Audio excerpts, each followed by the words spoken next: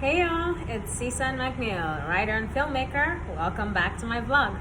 So today's topic is one of my absolute favorites in the world, books. And hey, for those of you thinking nerd,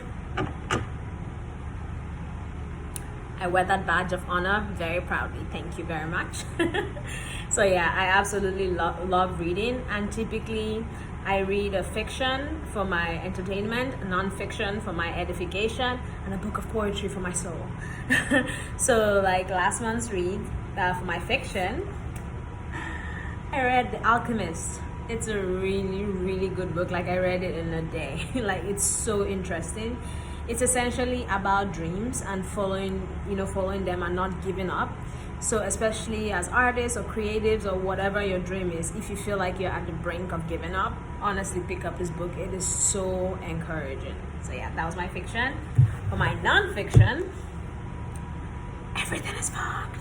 And I know right now with COVID and the world we're living in, the news and media, yeah, it feels that way. So, but as you see, the subtitle says a book about hope. It's actually about that. It essentially lets you know that though the world seems to be falling apart and everything, there's hope. Yeah, the ending's a bit bleak, but honestly, it's such a good read. He's also the author of The Subtle Art of Not Giving a Fuck. Honestly, even better read. Like, if you can get your hand on that book, get it. It's such a good book. Yeah, once in a while, we all need to not give a fuck, Anyway, so this month, the book I just finished reading. Oh yeah, before I introduce it. So recently I've fallen in love with biographies, and a good biography honestly reads like fiction. Like, oh my goodness. So if your life isn't interesting, please don't write a biography. But if it is, go ahead. So yeah, I just finished Becoming by Michelle Obama. Oh my goodness, such a good book. If you love the Obamas, you'll love this book. Or if you don't, suck. Anyway, it tells you about her life growing up, and then when she met Barack, and then their life during the presidency and after. Oh my goodness, like sorry, it's a pirated copy. I bought it here in Nigeria. The guy I bought it from, I was like, it's pirated, and he goes, no, now the same way they for inside. Anyway, it's a really great read and honestly reads like fiction, so check it out. And then the non-fiction I'm currently reading, People Can't Drive You Crazy If You Don't Give Them the Keys. So yeah, I'm here in Nigeria and there's lots of crazy people in my life.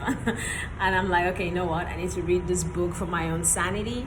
But honestly, it's not about even dealing with crazy people. It's about yourself, because it essentially tells you that craziness isn't going to go away. Crazy people that are in your life are in your life to stay. But it's how you handle it, how you deal with your own problems, and how you don't let other people's craziness affect you. Oh my goodness.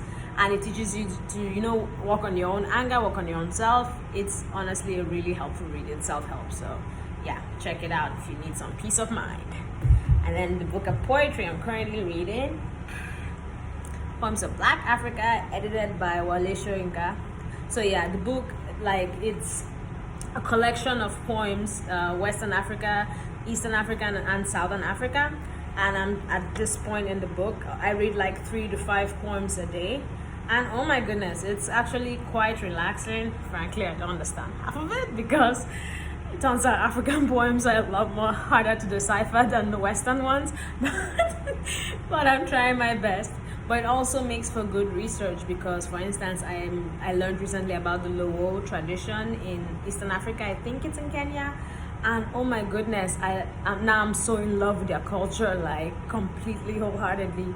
And I'll definitely probably write something about them in the future. So yeah, it's a good one. And Wale Soyinka, is one of my absolute faves. So yeah, it's a good one to check out. Then for my next ones, I actually started this yesterday. Oh my god, I love her so much. And this book, We're Gonna Need More Wine, is very interesting. So like I said, biographies have been really calling me these days. And I just started this one yesterday, and I've only read the introduction and the first chapter. But oh my goodness, I had to force myself to put it down last night, because it was 4 a.m. and I needed to go to bed. So honestly, it's such a good read. Everything I've heard about it, the reviews are amazing. So I can't wait. I'll tell you once I'm done. It's wonderful. And then when I'm done with the self-help I'm reading, this is my next one. Eat, Pray, Love, and I'm really excited about it because I've heard so much about it, and there's even a movie about it.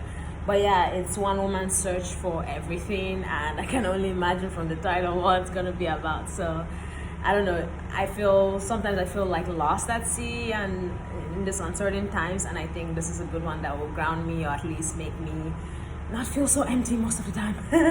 But anyway, so it's a really good one. I can't wait. So yeah, those are all my books for now. And hey, for those of you that enjoy reading, I hope you enjoyed that. And for those of you that don't, pick up a book and read. It's not that hard. Yeah, no, books are amazing. They honestly they make you escape from your problems. They entertain you. They fill you with so much enlightenment. They broaden your horizons. Like you can, be transported to anywhere you want, any time period, anything. So honestly, for those of you that feel like, yeah, I just find it boring, you've not found the right book. That's why. So just keep searching. There's a book for everyone, and yeah, keep reading, people. I know in this era we're all like, oh, reading is boring because of TV and social media, but honestly, it's not a dying art. It's very much alive. Keep reading, people, and I'll see you next time. Bye bye.